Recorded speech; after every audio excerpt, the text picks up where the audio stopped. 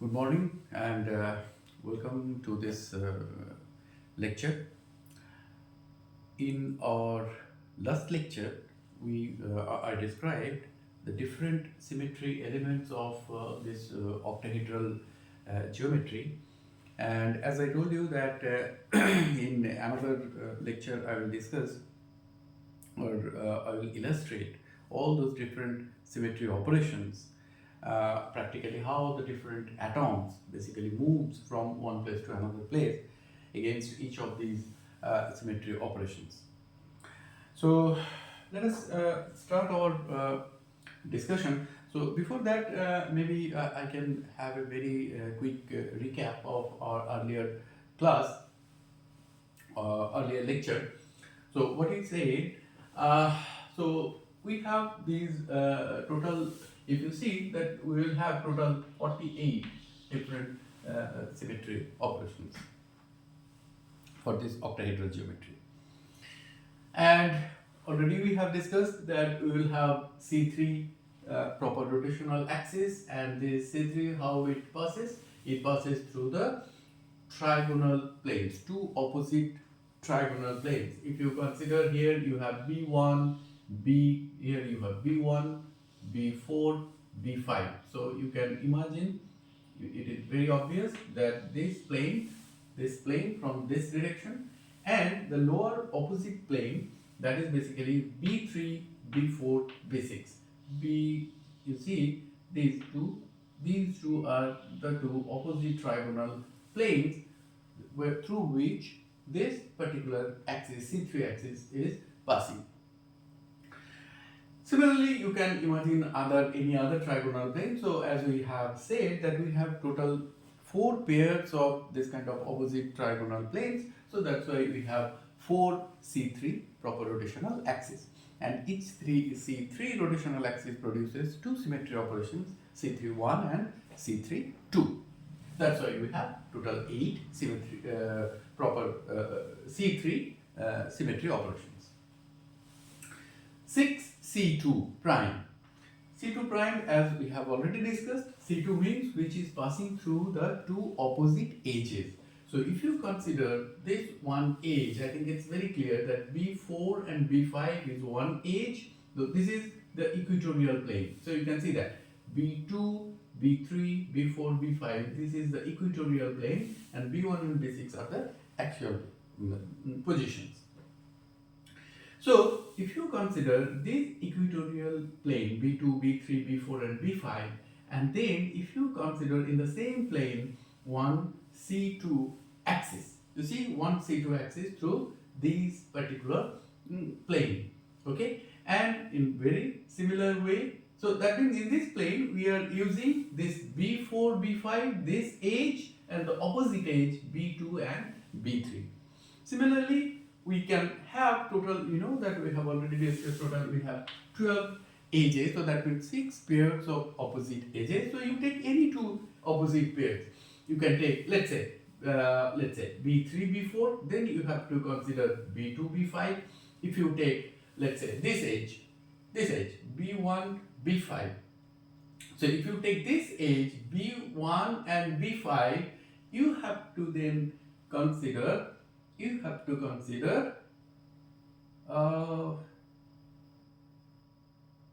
this edge, B3, B6, right? B3, B6.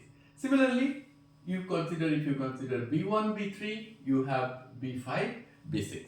So this kind of, you have total 6 pairs of opposite edges, and through this one pair you are getting one C2 prime.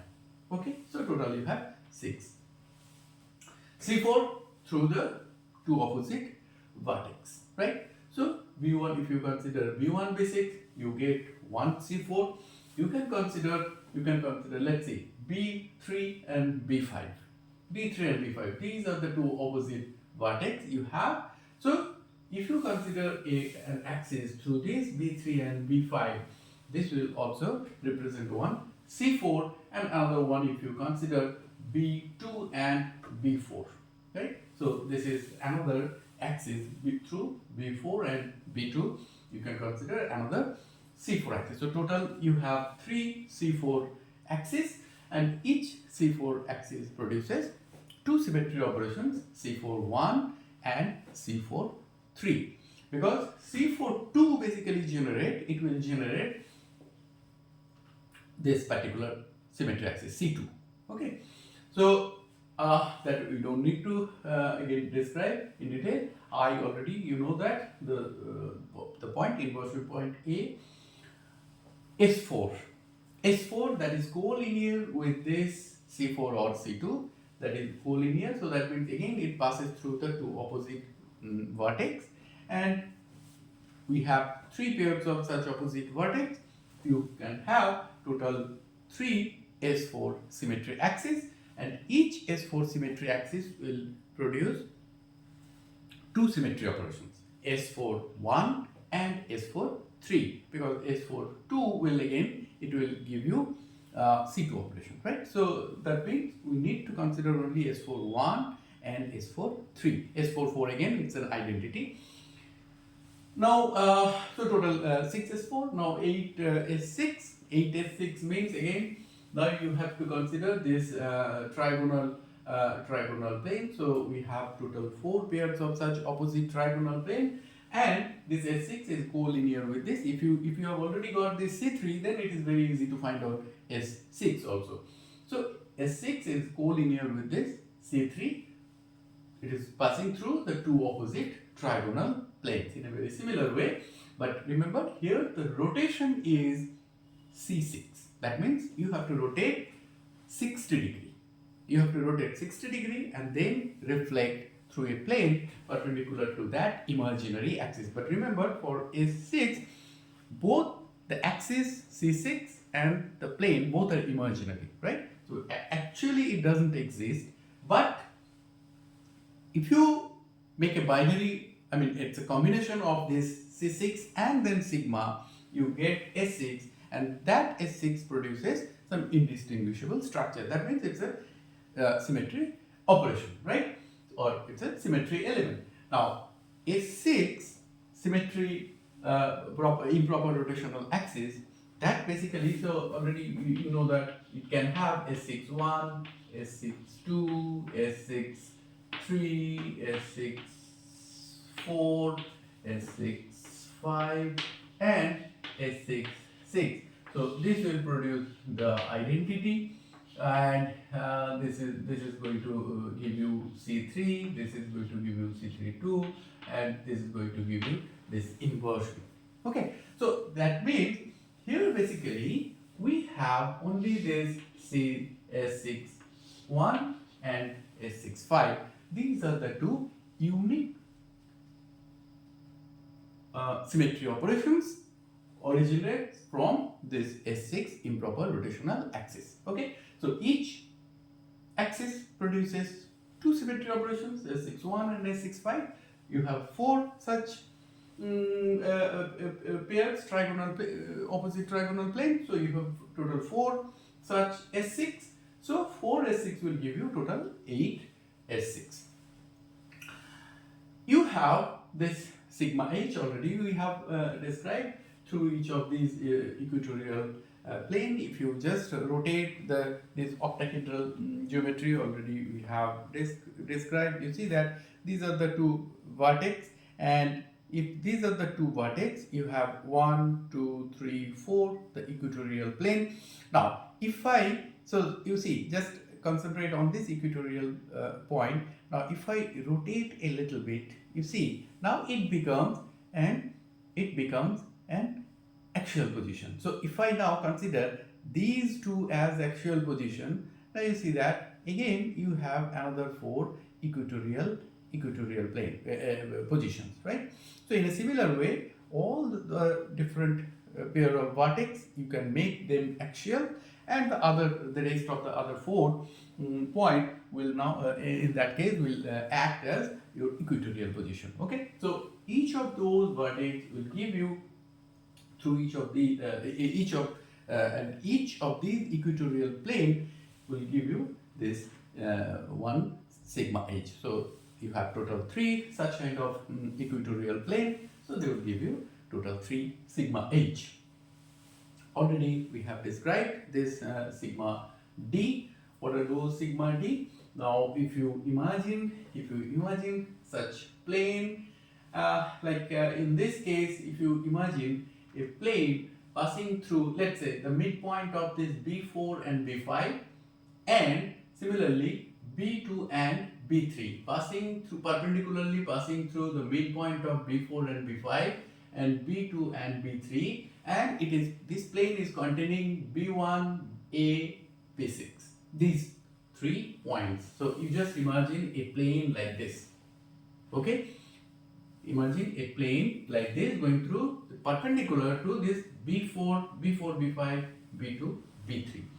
Similarly, you can imagine a plane. So let's say if you have this coordinate system, x, y, and z is perpendicular to the blackboard. So that means, what I mean to say, you just consider one xy plane, right, on the plane of the blackboard, and one plane is passing through the perpendicular to the plane of the blackboard. That means yz plane. So this is z, this direction is z direction, so yz direction. Okay, so if you just imagine that a is at the plane of the blackboard, b3 and b4 are above the blackboard, b2 and b5 are just behind the blackboard. Okay, so in that case, if you consider a plane in this xy plane or plane of the blackboard, you get one sigma d, which basically contains these two vertices, b1 and b6.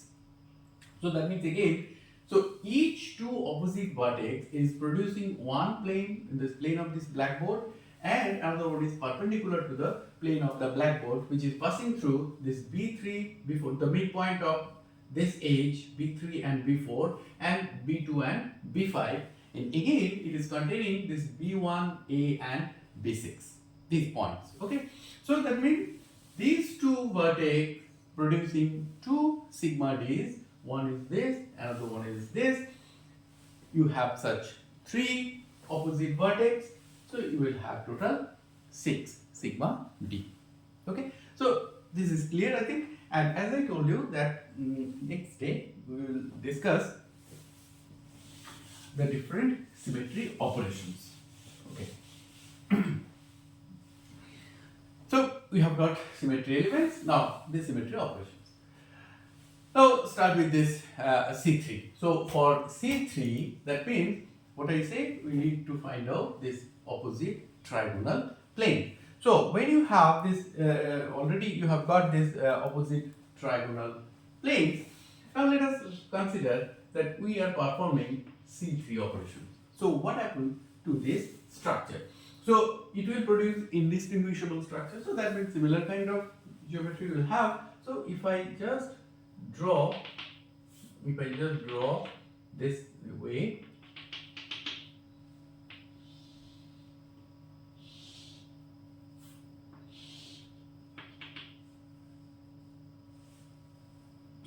you have here one point, that is the point I will later it will take some time to draw the geometry.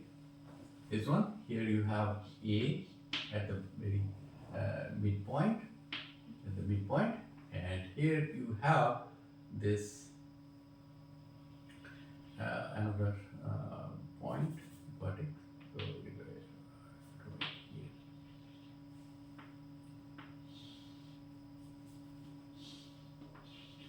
here. Here you have this.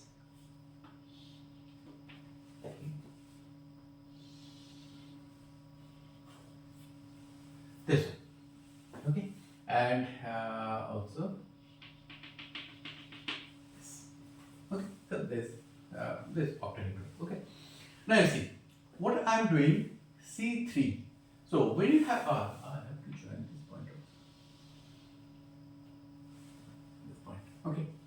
So now when I am doing C3, which is passing through this B1, B4, B5. You just imagine the plane B1, B4, B5, and the opposite plane B3, B6, B4. Sorry. Opposite plane is B2, B3, B6. B2, B3, B6. Again, if I show with this model, so basically what is happening, just imagine a plane which is passing through this way. So you can see that this triangle, right, trigonal plane, and this one is the opposite trigonal triangle. This one is the opposite one. So when it is passing through this, when you rotate, so one C3 means you have to rotate 120 degree. So that means each point will replace the other one, right? So it will, if you are starting with this point, so you see that this point will come here, this point will come here, and this point will move here. So that means here we will have, so starting from here, so one point again will replace this one. So this is C3.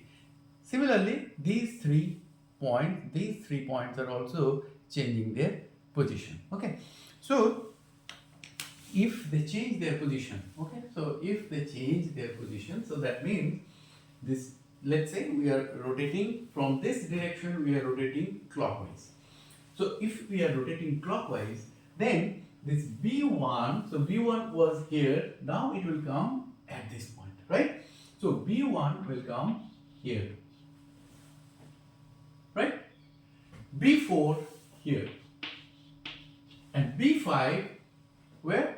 B5 will move this point, B5. Clear? We have got these 3 points. Now another 3 points, so you need to consider this plane, as I told you, this plane, this plane, this plane.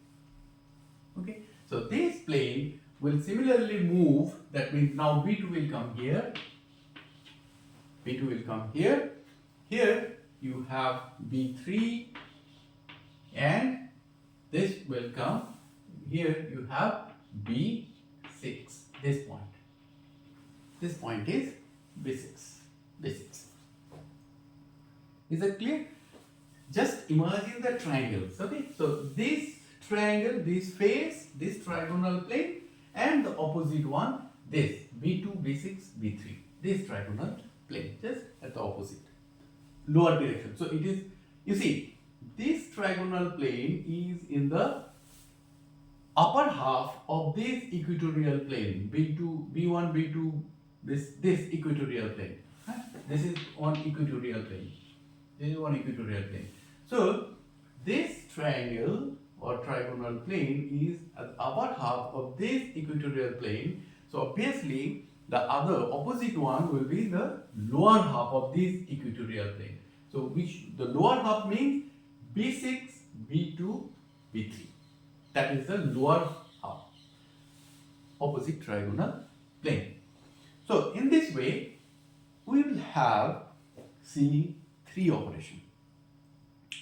Okay. Now, if you have C3, so if you already have performed C3 operation, then it's very easy to find out C3 2, right? C3 2 means again you rotate through this similar axis. So again now B1, this point will come here. So now it will become B1, it will become B5, it will become B1. It was B5, B4, right? So B4, first 120 degree rotation, it will go here, then again another 120 degree rotation, it will go here, B4. Okay, and similarly B1 is coming through this B4, it is coming at this position, B1. So this is C3 and performing now C3 2 operation. Similarly, this 3 will move at this position, in its next position, 6 will come its next position, and here you have this one. So this is the final structure of this octahedral geometry when you perform C3 2 operation. Okay, so we have done through this trigonal plane and its opposite trigonal plane. You have such 4 pairs of trigonal plane. Again, I think now you can see another trigonal plane, B1, B4, B3, front side, right? This trigonal plane. Which will be the opposite one then? Opposite one will be B2, B5, B6. Okay, so this B1, B4, B3, you see, it is the trigonal plane at the upper half of this equatorial plane. Obviously, then the opposite will be the lower half, that is B2, B5, B6, just behind the blackboard. This plane, this trigonal plane, B2, B6, B5. In a very similar way, you can imagine a plane, imagine an axis, C3 axis like that. And again, if you perform C3, then B1 will come at this position, B3 will come at this position, B4 will come at this position. Okay? And similarly, the behind the plane which you have considered, since clockwise, so B2 will come at this position, B6 will go here, B5 will come at this position. Okay? So, the remaining trigonal plane, you can try with that one also, and you will get the final structure. Okay. Now, next one. Which one is the next? Okay, so we have C2 prime. C2 prime, what we said, that basically passes through the 2 opposite edges. So 2 opposite edges, as for example, if you consider B4, B5, this is one edge, opposite edge is B2, B3.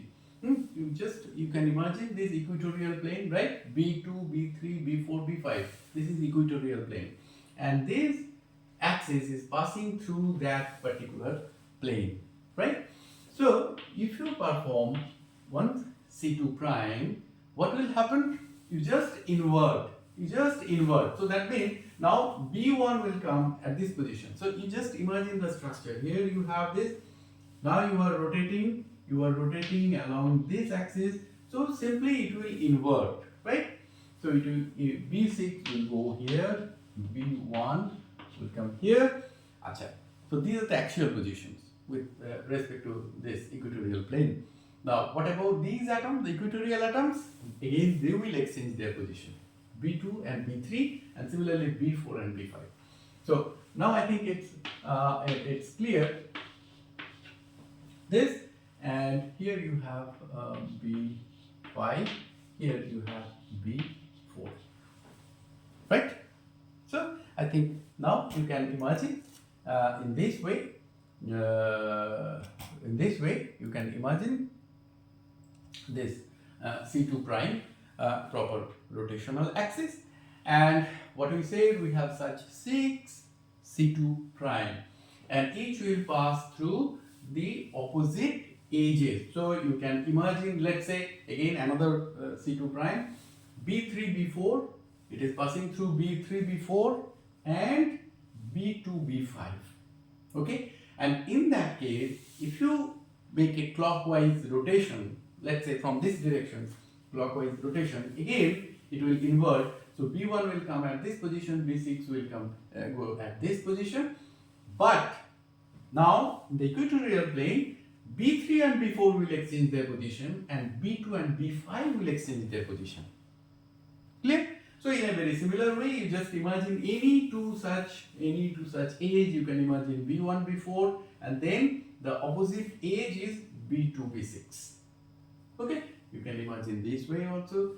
Other whatever different opposite edges are there. I think now you can imagine and you can carry out yourself those different remaining other 4 or 5 operations, right? Okay, so C2 prime. Okay, fine. Now then we have C4. I think it's very easy. C4 means we have this axis passing through B1, A, B6. C4 means you have to rotate 90 degree. you have such geometry. B1 you have at the very center A, and you have B6. So from this axis, C4 means you have to rotate 90 degree. Each of these points are at 90 degree apart, right? So this point will come at this position, this will come at this position, and this. So simply you have to rotate this way. That is C4. Okay. So it's, as I told you, it's very easy, and you can imagine. So it is passing through the two opposite vertex. So you can consider other two vertex, this one and this one, right? So, and you can imagine a C4 means, now if let's say we are considering this one as this kind of C4, right? So in that case, what you have to do now, this is our equatorial plane. This is equatorial plane. So in that case, now if I rotate, it will be like that. Okay. So it's simply 90 degree rotation. So so let's say we are considering this axis, B1 and B6, you just rotate. So B1 and B6, they will remain unchanged if we rotate clockwise. So B2 will come here, B2, here you have B3, here you have B4, here you have B5. Is that clear? So that is basically C4. This is C4 proper rotational axis. Okay. So I am showing you only through B1 and B6. You can now try with other different opposite vertex. Okay. B2, B4, B3, B5, and you can get the orientations, right? So C4, fine, and so C4 total 6. 6 means again I am repeating the same thing. C4 means here you have C4 1 and another one is C4 3, right? Because C4 2 is basically C2. In the same axis, same direction, same axis, you have only C2. So here you have C4 3, that means now C4. So we have done here C4 1. C4 3 means again you rotate 2 times, another 2 times. So total 3 times. So if you start from this one, so B2 will, this is C4 1, C4 2, C4 3. So B2 will reach at this position, right? So B5 will reach at this position. B3 will come here and B4 will come here. 1 and 6 will remain unchanged. Okay, so that is C4 3. I'm not doing the same thing. I think now it's very clear. You can do it. Okay. Next, I don't need to repeat. I think C2. C2 means the same axis. Earlier, what we have done, C4, that means 90 degree rotation. This point is coming here. Now, if we consider this axis, 120 degree rotation. So this point will come here and this point will come here in the opposite direction. So this structure will be like this, right? So this is also very easy. So if we perform C2, and that is basically, already we have said, that is basically C4-2. Same thing. So B2 will come at this position. So B2 will come here and B4 will come here, B3 will come here, B5 will come here. So that is C3. Okay. So here we have considered these two vertex. You can consider B3 and B5, these two opposite vertex, or you can consider B2 and B4, and then you can perform the similar kind of task, and you will get the original actual structure after this symmetry operation. So C2 is clear? Fine.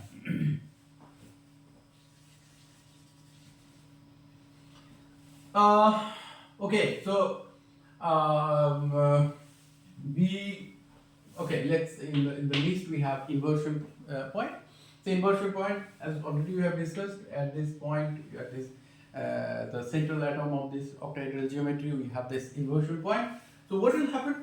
It will reflect the one point to just exactly in the opposite direction and say, I mean opposite and same direction, same distance.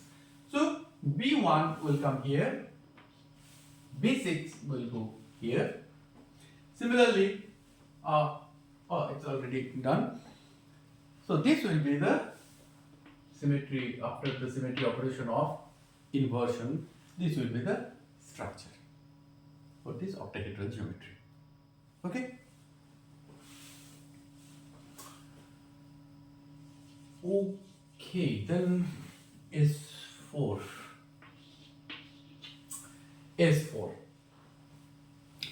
S4, that is, again you see that it is collinear with this C4 or C2. You see, I have written here Y. So if you have this coordinate system, you see that that is basically the Y axis. See, the Y axis. So all those axes, what we have shown, that is basically along the Y direction, Y axis. So C4 means S4, it means we need C4 and then corresponding sigma. So C4 already we have done. What is C4? I think already you have written that one. So C4 means B1 and B2, B6 will remain unchanged and this position will go move 90 degree rotation, right? So we have this C4 and then if you reflect, after that if you reflect, what will happen? Now see, what will happen?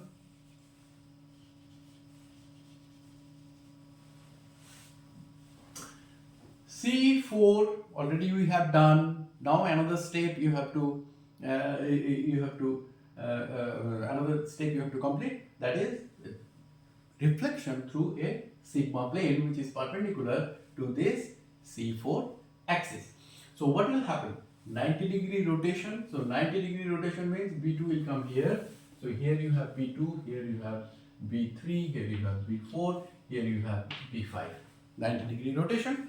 So the plane is same plane of this equatorial one, equatorial plane. So what is that equatorial plane? That is B2, B3, B4, B5, or in that case so the same plane B2, B3, B4, B5. So this equatorial plane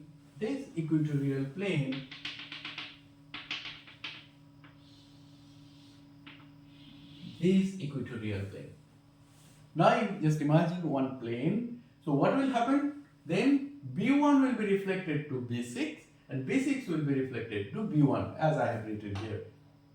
Right? And others are, so these are not going to change their position. This B2, B3, B4 and because that same plane. Okay? The points are on the plane. So nothing to reflect.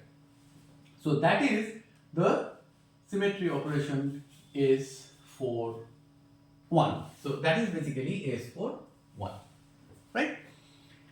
What I said, total we have such kind of total opposite vertex, that means total 3 S4 we have, and each S4, now we are only considering B1 and B6 vertex, opposite vertex.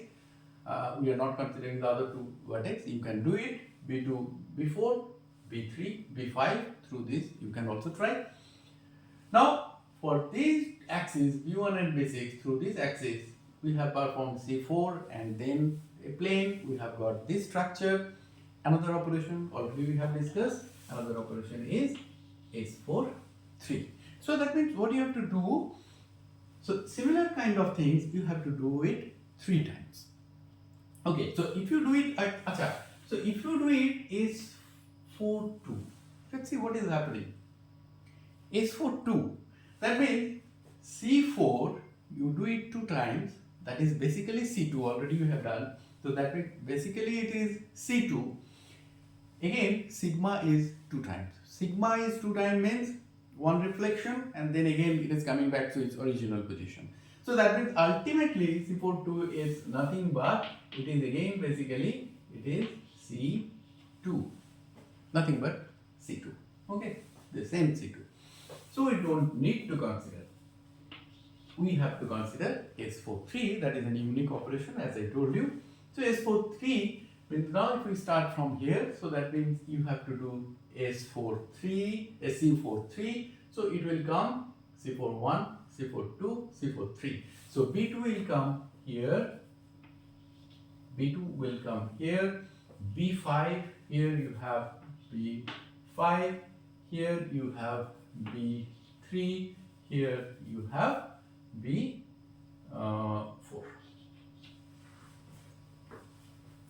Okay, and now we are reflecting odd times, right? 3 times. We are reflecting 3 times. That means in one time it will come here, it will go there. Next time it will again go to its original position. Next time, third time, again it will change their position. So that means this will be the final structure. So that is S43. Clear? So in that case, both S4 and sigma both are present, as already I have discussed. So in that improper rotational axis, we have both, sorry, I released.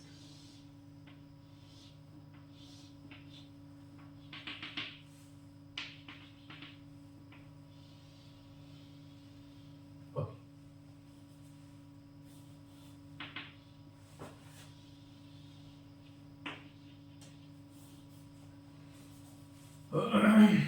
Next, S6. S6. That is a little bit tricky, as I told you, because in that case, S6 means you have C6 followed by an sigma perpendicular to this 6.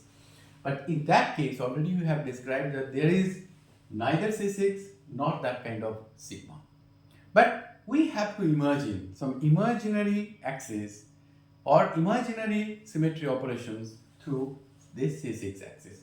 So how it is possible? Now you see, let us start from here. So again, as I told you that S6 means it is collinear with this C3. That means two opposite trigonal planes. So this is one trigonal plane and this is one trigonal plane, and you have this opposite another trigonal plane, opposite trigonal plane. Okay, so or we can consider this one, this trigonal plane, and this trigonal plane.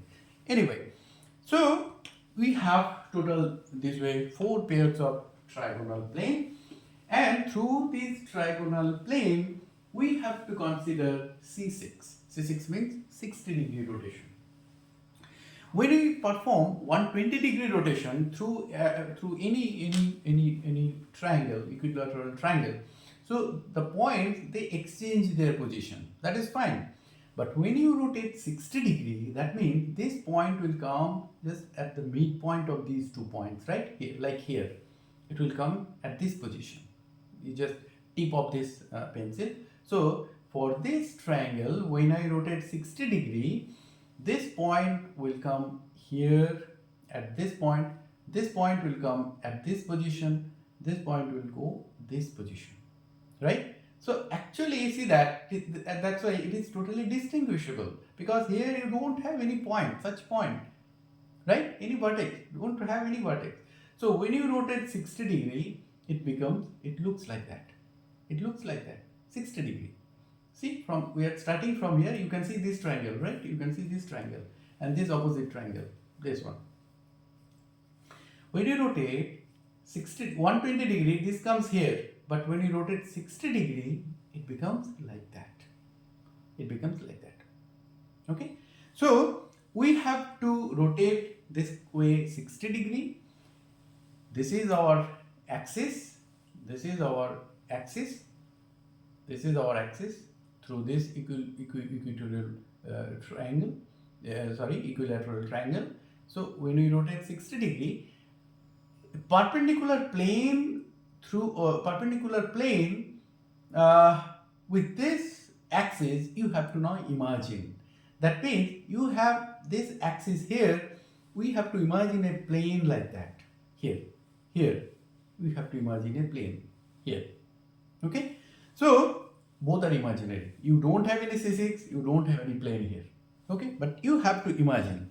So when we rotate 60 degree, now you see, when you rotate 60 degree, I am not drawing that structure, because in that case the shape will be something like that. B1 point will come here above this plane of this blackboard at this position, right? B4 will be something like midpoint of this B4 and B5 at this point. B5 will go at midpoint of this point, okay? And when we reflect, now when we reflect, what happens, interestingly, after the reflection we will get some indistinguishable structure. So before reflection we are not getting anything, but when we reflect, what is happening? If I, let's say I write down this thing, so B1 is coming here, we are reflecting, we are imagining, you can imagine some plane, and when it reflects this point, it will come something like here. Okay, so it will come something like this position. So you just imagine that B1 point will come here. If you have any model, so that will be then very convenient. You have this, now you can see that this triangle, this triangle, this triangle, you are rotating 60 degree. You just remember this point, okay? At the same time, you remember this position, okay? Now you see that when I am rotating this 60 degree, it will come here at 60 degree and then reflection. So I am rotating here, and then if I reflect, it will come at this position where it was earlier. See, at this position here, okay? So it will be coming like at this position, okay? So in a very similar way, all those will come some point where already we have some equivalent position. So that means now you can see that where B1 is coming. After 60 degree rotation, 60, this triangle, you just consider this triangle, 60 degree rotation, it is coming here. If I now consider it is on the plane of the blackboard, it will come here 60 degree, and then reflection, so it will come here, right? So at this point, so at this point it will be B1. So if I write down all those points, so it will be B4, B6. At this point it will be B5. It will be B5, and this will be B3, and this will be B5. See, B3 rotation 60 degree, it will come like at this position, then reflection, so it will reach at this point after this reflection, okay? When you consider a plane, it will reflect at this. So this will be the final, so this is B3, this is the final positions of the atoms when we perform 1s6. Okay, that is a little bit tricky. Among all those different symmetry operations, this S6 is a little bit tricky because you neither have C6, neither have sigma, so you have to imagine a little bit. So better if you can prepare this kind of a model, then it will be very convenient for you, because in camera maybe I cannot show you the this back atom behind the atom, okay? So which are in this direction, it's very difficult to visualize. But you just see the different positions and just imagine the structure of an octahedral. You rotate this triangle and then reflection. Similarly, you rotate this triangle, this triangle, this triangle, and then reflection. So it will come this direction.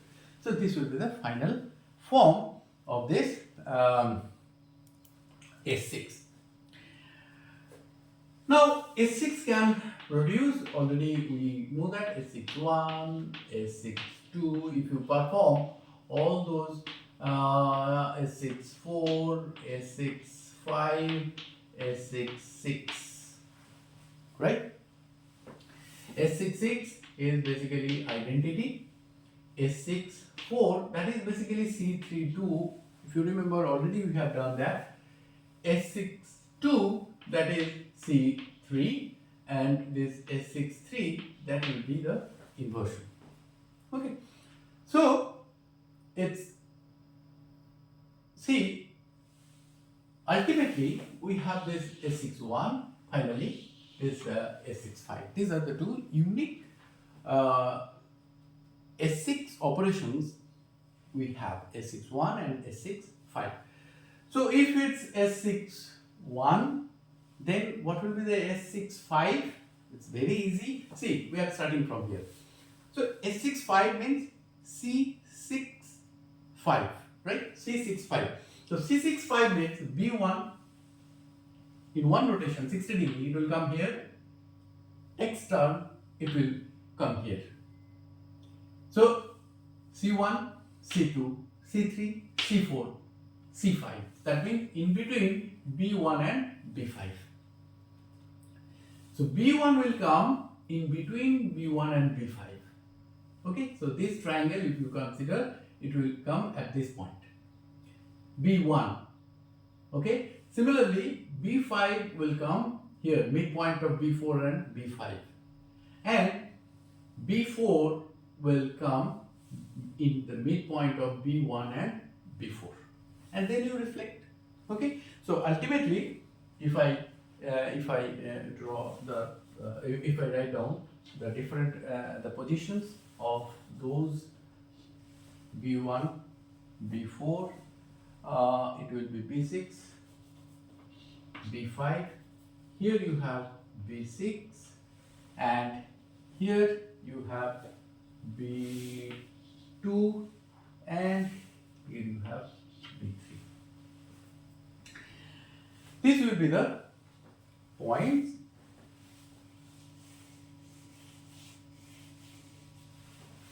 when you have B6, 5.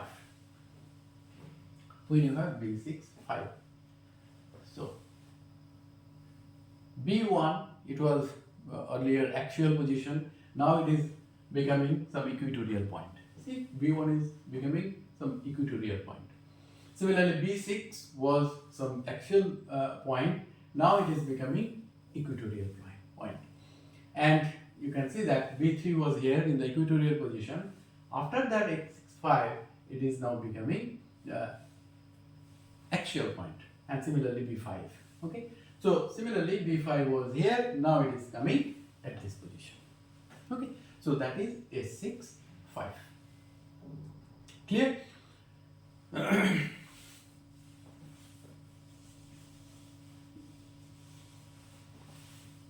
Okay, and how many S6? You have total 8.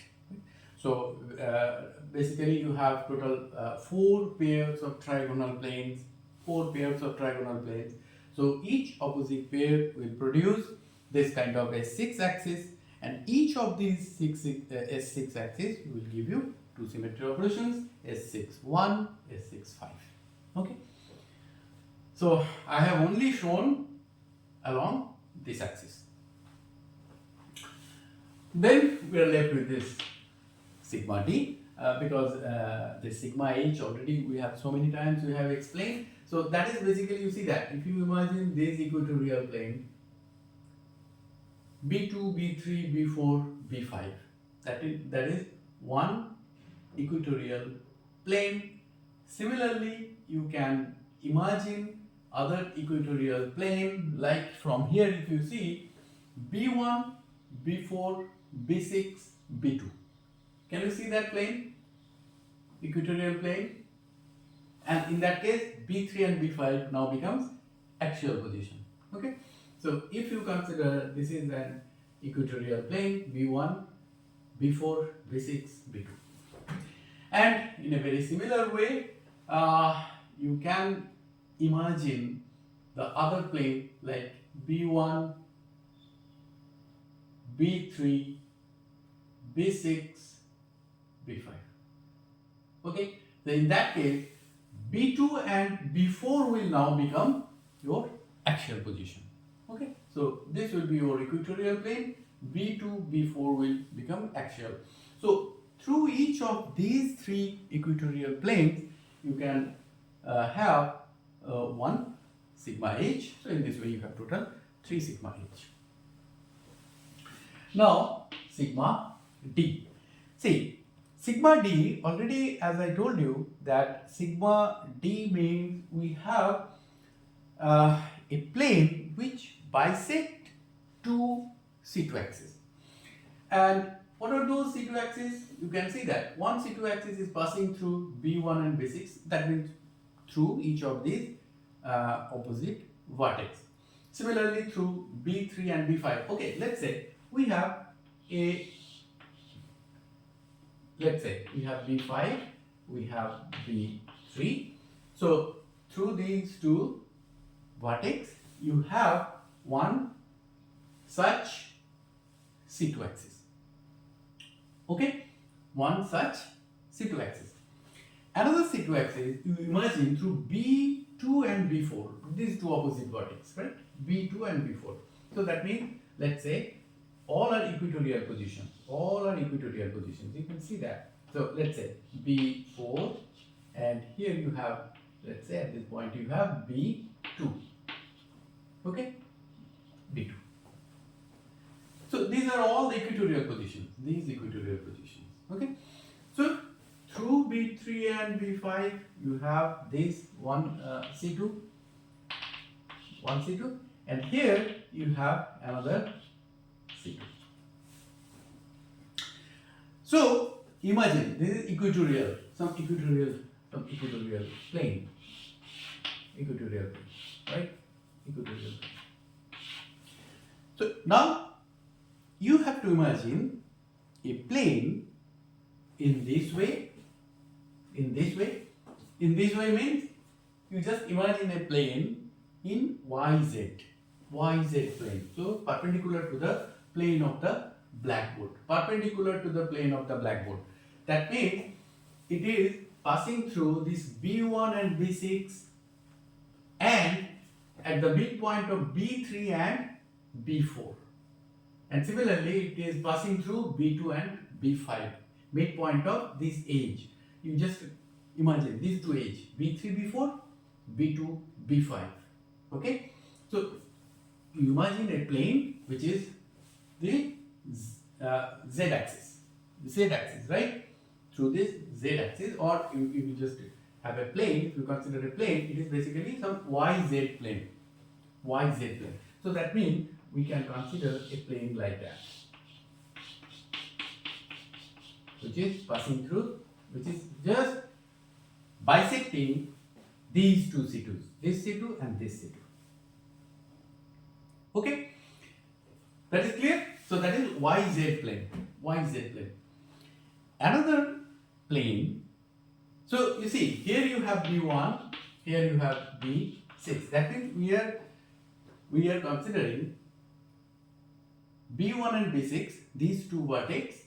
It is containing these two vertex B1 and B6, but bisecting this C2 and this C2, passing through B3, the edge, midpoint of this edge, B3, B4 and B2, B5. Is that clear? Now you imagine another plane on XY plane. You see, XY plane.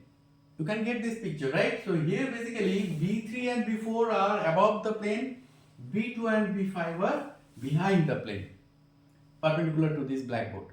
Okay. Now when you consider a plane in this XY plane, similarly it contains B1 and B6 and this midpoint A, but it is passing through this edge B4, B5, B2, B3. Okay, it is going perpendicularly to B4, B5. That means this plane is XY plane. Okay, so you just imagine this way always. You don't forget that that is basically, this is the real picture. Real picture. When you imagine a plane like that and a plane like that. So in both the cases, it contains B1 and B6. And when you consider this XY plane, again you see that this XY plane, that means midpoint of this thing, again it is bisecting this C2 and this C2. So it's bisecting this and this C2. Same C2, but from a perpendicular direction. Okay, so it is bisecting these C2s from this direction, and once the same two C2s from this direction, bisecting. Okay, so that's why the two opposite edges will give you two such mutually perpendicular planes, and that is dihedral plane. And how many such opposite vertex you have? You have total 3 pairs of such opposite vertex. So if you consider the other two vertex in a very similar way, so each of these vertex will again generate such kind of two different planes, mutually perpendicular. And in this way, you can get total 6 sigma Ds. I think now it's clear, right? But just imagine the picture. Here, this B3 and B4 are like this, above the plane of this blackboard, above the plane of the blackboard. B2 and B5 are below the plane of the blackboard. And in that case, you imagine one plane perpendicular to this blackboard and one plane is coplanar with this blackboard. They will basically they will be designated by 2 sigma Ds, mutually perpendicular. Okay, so from B1 and B6 we have such sigma Ds. As I told you, similarly other 2 pairs of vertices, B2 B4 or B3 B5, you will have this kind of sigma Ds which are perpendicular to these C2s. Okay, so you can see that in this way all the different